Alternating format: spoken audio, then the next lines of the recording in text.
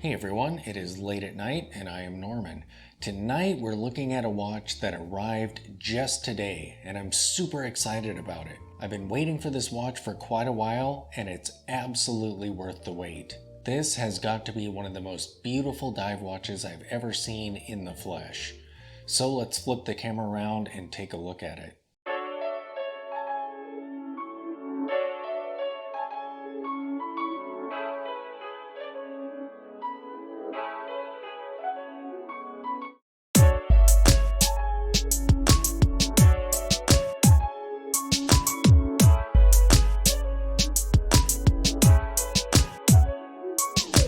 As soon as this watch arrived today, I got my camera out and I did my very first ever live unboxing. So I had never seen the watch or the box that it shipped in before I did that video. If you haven't seen that video, there's a link to it in the description below. If you have seen it, you know that it shipped in a box like this, just a nice small box, but it also came with something else. A glasses holder. And also in the box was a letter. So because of how long it took for the watches to ship, they sent along the gift of the eyeglasses holder. So cool. And here at last is the Serica 5303. When I bought this, it was a pre-order, and that's why it's taken so long to get here. And at the time of my purchase, I actually owned the Baltic Aquascaf and the Christopher Ward C65 Trident. However, when this came through on my social media feeds, I knew I had to get one. So sadly, I ended up selling all the dive watches that I had and I purchased this. And it is absolutely gorgeous. And look at that bracelet. It is a flat Milanese bracelet. And it tapers from 20 all the way down to 16, which is super cool. And I love these end links. They give it such a unique look. There's so much about this watch that's unique, I love it. And part of it is this strap, and I'll demonstrate this when I do the wrist shot. But that is just amazing, and the quality, man, absolutely solid. And look at these lugs. Oh, so cool. So they're brushed on the top and then there's a polished surface here that angles down.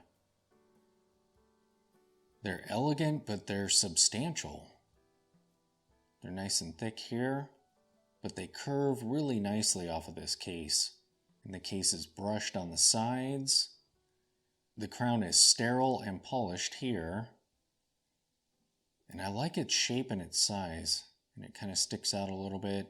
It kind of reminds me of the Sandhurst's crown, except that that one was oversized. This one is nice and proportionate to the rest of the watch. It's screw in, so we'll unscrew this. What's interesting about this crown is it takes quite a few turns to get it unscrewed. And it doesn't really pop out as soon as you have it unscrewed. I'd have to say that that is the closest to a negative about this watch. Usually when you unscrew a crown, as soon as you're done, it kind of pops a little bit. This one, you almost can't tell when you're done unscrewing it. And winding, oh, it just popped out. And winding it. It's pretty smooth. There's a little bit of resistance, but it feels quality. Pop this out. And it hacks. Set the time. That feels really good. It catches the teeth when you're screwing it in really well. The bezel is polished on the edge there. Some really nice grippy texture there. Now this bezel, apart from its appearance, is also very unique. I don't think I've ever owned a bezel that has action quite like this one. If you can hear that, I'll get in closer. It has a very unique click to it, and absolutely zero backplay whatsoever. Get this up close to my microphone so you can really hear it. As you can see, it has quite a unique bezel, and that's actually one of the reasons why I had to get this watch. So the inner ring allows you to use it almost like a GMT. Those are the hours, and you can turn it to a different time zone. So whatever the hour hand is pointing to on that ring, that can be the local time there, while the watch itself is set to your home time. And then the outer side is just a dive bezel, like any other dive watch. This is a ceramic insert in here. And look at that dial in crystal. It's almost a box crystal, but a little bit slower in tapering. It's sort of like half C65 Trident, half Baltic, which is perfect. Some great distortions there. Even though it's not a very tall crystal, looks really cool.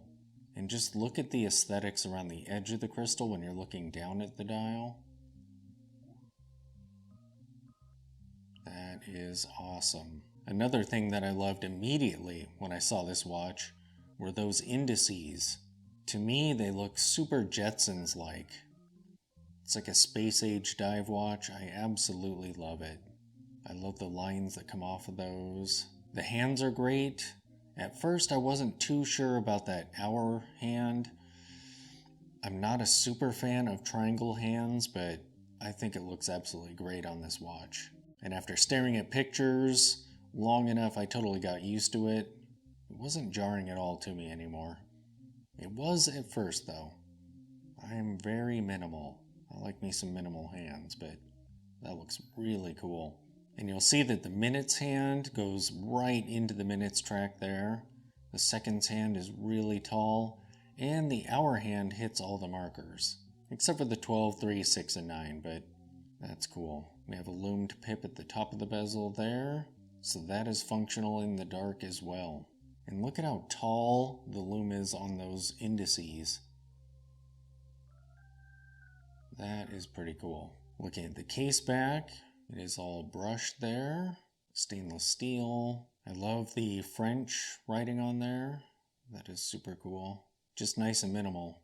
And look at that water resistance. 300 meters. Awesome. I remember early on in my watch collecting days when all I had was a dive watch and one other piece, one or two other watches.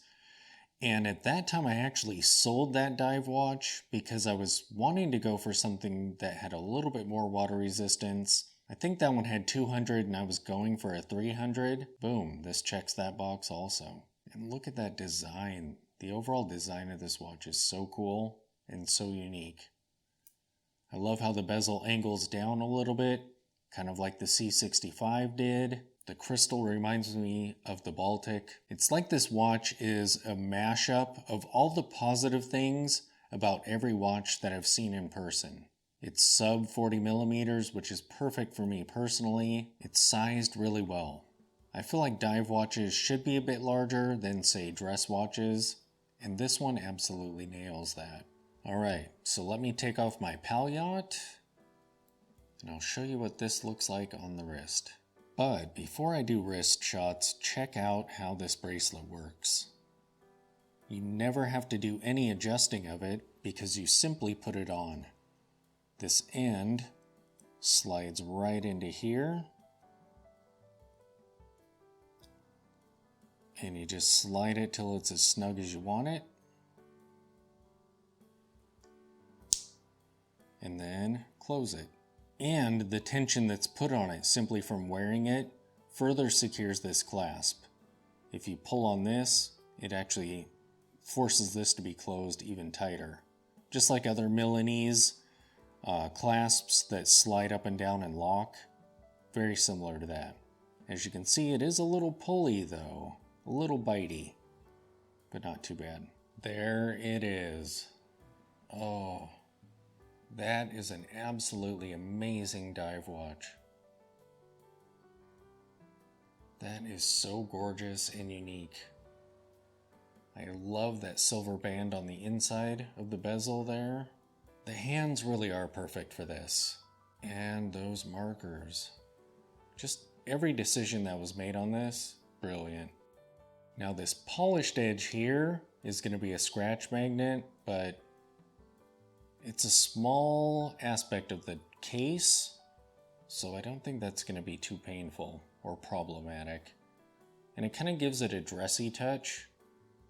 I feel like this thing could really dress up nice if you chose to.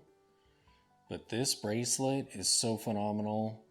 Pretty sure it's going to be a while before I take it off. And look at the taper. Absolutely gorgeous. Pretty sure this will be the dive watch that survives in my collection. So many have come and gone. Pretty sure this will be around for a while. A long while. As for the specifications on this watch, the case size is 39 millimeters. The case height is 12.2 millimeters. However, with this design, it doesn't wear thick at all. The lug-to-lug is 46.5 millimeters. The lug width is 20 millimeters, and this tapers down to 16. The crystal is sapphire. It has a screw-down crown, 300 meters of water resistance, and the movement that's inside this is the Swiss caliber Newton with a 44-hour power reserve. And the bezel, as I mentioned, has a ceramic insert. Let's charge up this lume and take a look at that. You can already see it glowing.